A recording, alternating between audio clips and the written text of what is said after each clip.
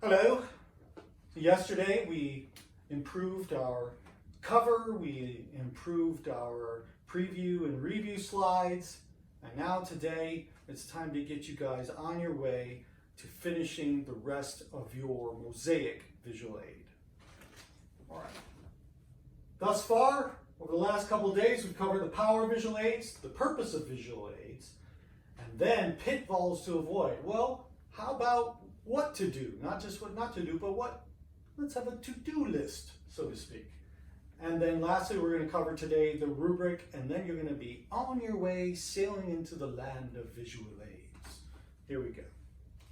To-do list. Here's a list of all the things you're supposed to do. We're going to do them. We're going to go over them one at a time. Here we go. Set the mood. Just like your presentations and whatever atmosphere you want to create in the environment you're in with your delivery, you also have to think about the atmosphere you want to create for your visual aids. So, images should match the subject matter, right? Show your personality, bring you into the speech. Hey, what kind of vibe does that give you? What kind of feeling? What kind of atmosphere? Fun. Fun, exactly. Here's a picture from my actual wedding. That's me right there, jumping way off the ground. No, this is my dream of a shot I would have taken at my wedding. We didn't do anything fun like that back in those days. Well, and I don't have that many friends. Okay, so how to save time and energy. Well, let me give you a tip that's going to save you hours. I remember when I first started off with electronic visual aids, because before we used physical ones where you would make them by hand. You had to be somewhat artistic to make them somewhat good. Well, once we became electronic, I was literally creating one slide at a time. And I have tens of thousands of slides between all of the PowerPoints that I have throughout my career. Well, how to save time and energy, I learned this very quickly. What you need to do is, instead of reinventing the wheel every time you create a slide, setting up the size for every slide, setting up the color for every slide, wow, is that time consuming. What you want to do is just copy and paste the slide to use as sort of a template to use throughout, and then just change the text. It's such an amazing time saver. All right, next. Be creative. Have some fun, unless, of course, your topic is something really serious where you don't need to show something fun. Some people, you have to think about your topic, and they might not respond to it well or see the humor in it, and that's a risk you take as a speaker. But be creative. I encourage it when the opportunity arises. So we're going to look at PowerPoint template selection, look at your bullets that you can select or create finding online, as well as trying to be interactive with your audience. So, template selection. This is from a film study class that I sometimes teach, and German Expressionism is one of the units that I cover. As you can see, Batman is in there. So he has sort of an influence, and was influenced by German Expressionism. Film noir, same deal with Batman. And then there's another one I do on Charlie Chaplin. So you see how I'm creating the atmosphere? I found a template that had an actual cartoon character of Charlie Chaplin. So you can go online. You don't have to create or accept the ones that the software company provides you. You can find free templates sometimes online. Now let's look at special bullets. Literally, bullets from a gun, right? This is a Western from that same film study class, and then using a gun as bullets. Then we have here a film clapper for Hitchcock in the movie Psycho. Make your presentations interactive. Why? Because they're fun. Whenever you're looking at your information that you're delivering to an audience, if you can find a way to make it interactive or interesting, take advantage of that opportunity. Look for the opportunity. Sometimes you have to dig for them. Sometimes you have to create them. Sometimes they just appear before you, but try to be conscious of these opportunities. So, interactive. Remember the first one I did? I could have said showing it all versus one at a time. I could have just shown you them all one time, right? Instead, I chose to show you one at a time because I felt, as an audience member, I just put myself in your shoes and thought, what would be the most interesting way to introduce this material? And that's what I came up with, and I'm glad I did. Remember this interactive moment we had? with this presentation. So again, getting audience participation every chance you get is wonderful. All right, the next thing you want to do when thinking about your to-do list is to think Texas. Everybody say it with me now. Think Texas. That's right. It's your big day. Fill the real estate of your visual aid. Remember, I call this real estate. Fill it. So think Texas, right? That needs to be bigger. Oh, it needs to be bigger because you can't even hardly read what it says, right? What's better, this one or this one? That one. Yeah. But what's better, this one or this one? Oh, I don't know. It's just for some. Why not? I could have just used this slide instead of this one. I could have talked about filling the real estate. I could have talked about it being your big day, but I wanted to show you the difference. Whenever you make your images as big as possible, think. Texas. That's right. Yay. Good. Practice using your visual aids. We talk about that. You got to become familiar with them. You don't have to know every single little word or every single little thing that's happening. When you lose a thought, look back, collect it, get your idea, and move on. And move on. Audiences will know if you didn't spend any time with your visual aids, and then they don't like that because they want their time to be valued. And you show that you value when you practice and you rehearsed and you were ready. All right, next. You are a visual aid.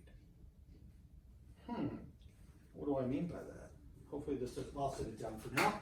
You are a visual aid. Did you know that? Did you know you are a visual aid? What? Yeah.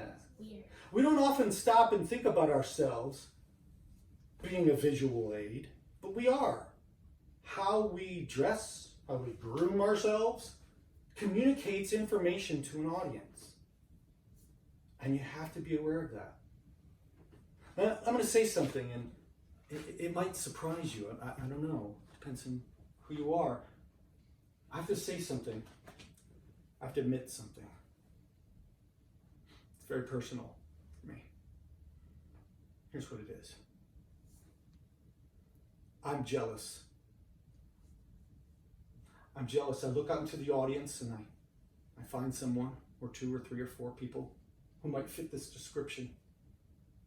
And I look at them and I say, did you know I don't like you?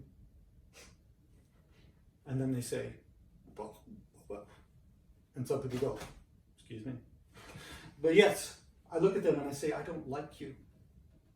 And some will ask why. Or sometimes I'll just tell them. And I'll say, because you're dark complected. Now the first reaction might be, oh my gosh, this guy's a racist. No, that's not what it is, and I'm not saying that at all. I'm jealous of them. I'm jealous of them, and that's why I dislike them. Do you know why?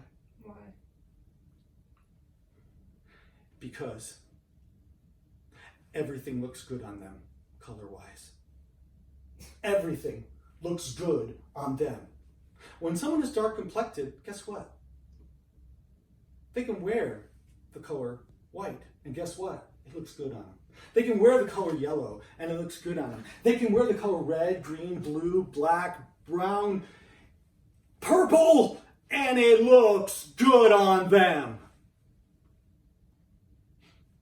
And it makes me upset because I like color. Okay? I like yellow. I like orange. And everything in between. But guess what it does to me? Let me show you. See that?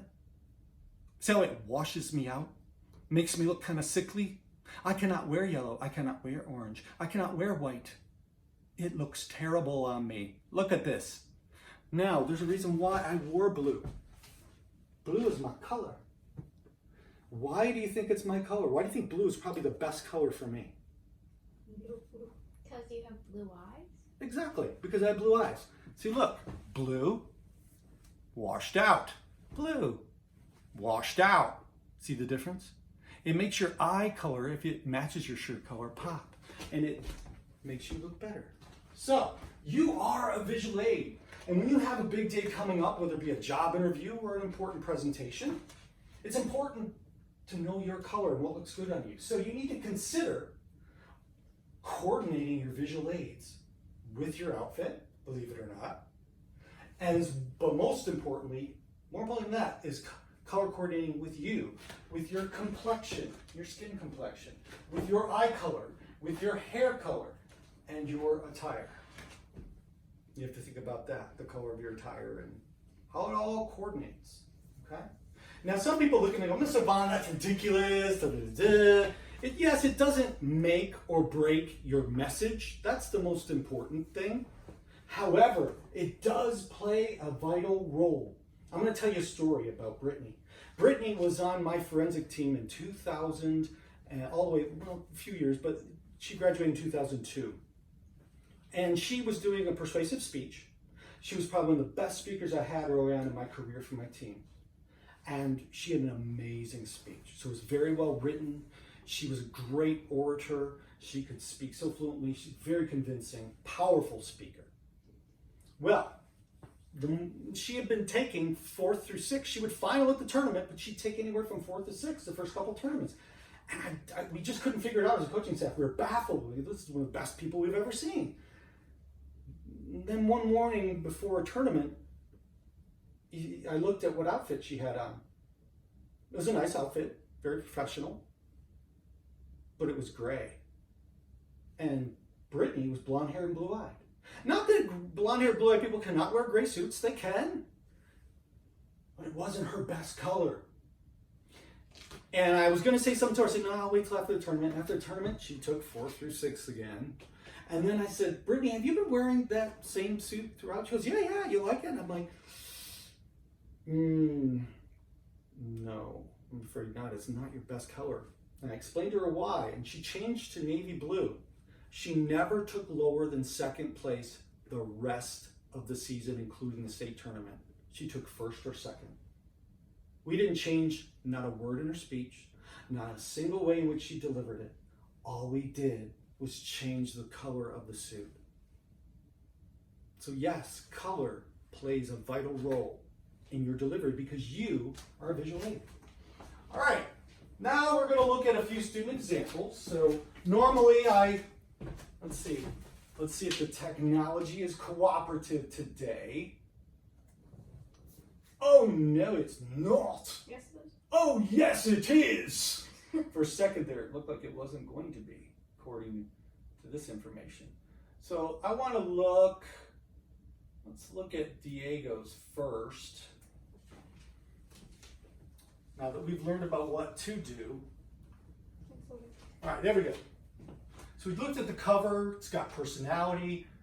It's vibrant because that's a reflection of him, right? It's just who he is, what he decided. Does yours have to be colorful and vibrant? I'm going to show you some that are not, that get a great score. So you look at, is his text as big as possible? Yeah. Yeah, it looks great, doesn't it? And the bullets match his name. I think that's a nice touch. And then he used the full slide method to show instead of highlighting. And this shows you where he lived, all the different places. And you can access this information online. You can see, look at, is he using the real estate? Yeah. This is a much more impressive picture of a dog. It's more personal, it's cute. We all go, if you like dogs. And then there's a great drawing he made. And let's see, now he moves on to his next main point. He sort of did, let's see, yeah. Mexico, here we go. My familia, his family. Different places, the maps, where he lived and where he's been. Let's see. Gorgeous images. Try to find the best resolution you can possible. That's important too. So he's not overloading you with information or overloading you with text, is he?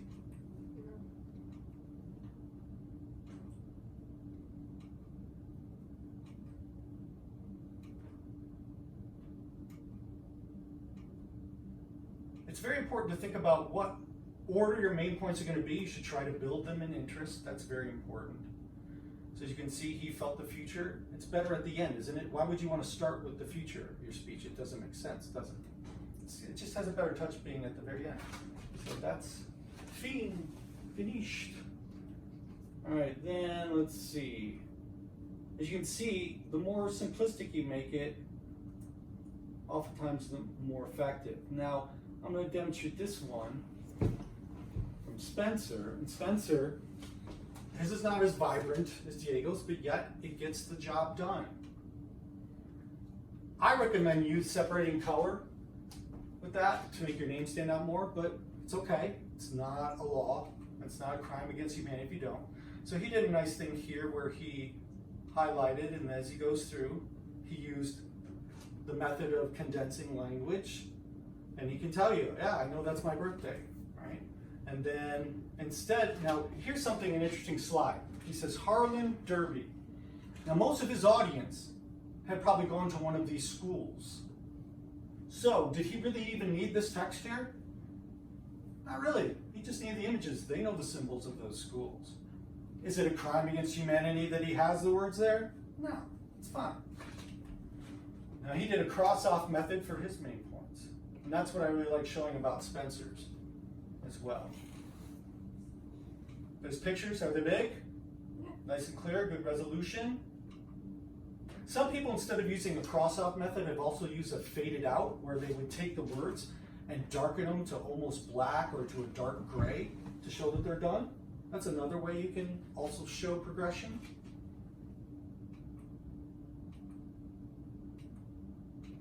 And that's it. Let's try another one here. Again, as time goes on, visual aid examples will change, so I recommend looking at the ones online. What are ones I present to you? Here's Marlena's. Marlena, bless you. Here's her main points. She used the highlight method. Nice and big with the text and the images. Chose some good ones.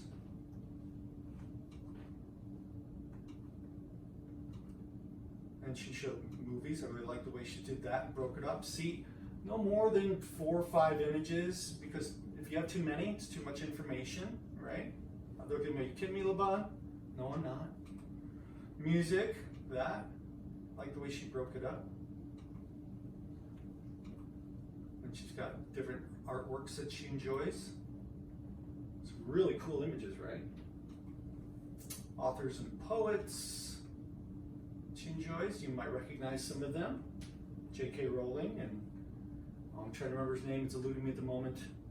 Sometimes I'm terrible with names, but what's the TV show, the real popular one that was on HBO that a lot of people like, and they love the books even more, and he never finished them? Game of Thrones! Yes, Game of Thrones. And, let's see, Shel Silverstein, I believe that was. Hobbies. She does a nice job, doesn't she, with her images?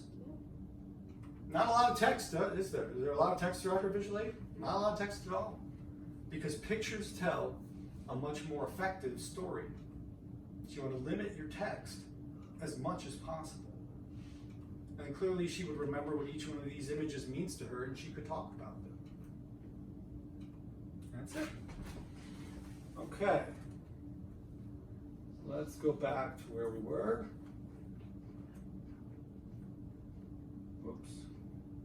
There.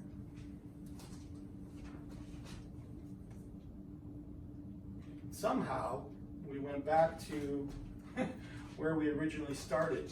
Technology will fail you at times, and there isn't anything you can do about it except roll with it. So right now, it's starting on to-do list. I didn't set it to start on to-do list. Everybody knows where it went. I could edit this out and go, oh my gosh. Or I could just use it as a good example and how to react and respond. So I'm just going to fast forward. I could also stop it and jump through it by scrolling if I wanted to. But this is sufficient. All right, here we are. We've gone over the to-do list. Now let's go over the rubric as it stands at this point in time. So quantity, it's going to be on the next slide, but you need a cover visual aid, which we've already completed for your mosaic. Table of contents, otherwise known as your preview. Notice I highlighted the preview purposely in green, showing you there's a difference between the B and the R. So you show that after the cover, or at least shortly thereafter. Then you have your progression. You have 2 to 5 main points in your speech. and then you end, or at least have somewhere in your conclusion, your review, where it's the same slide as this one. You just copy and paste it to the end. Here is a graph that's probably more easily accessed and seen online rather than looking at this video, but adding it all up, it just says for 2 main point speech, the type of slide. For a highlight method, you've got 1 cover, 1 preview.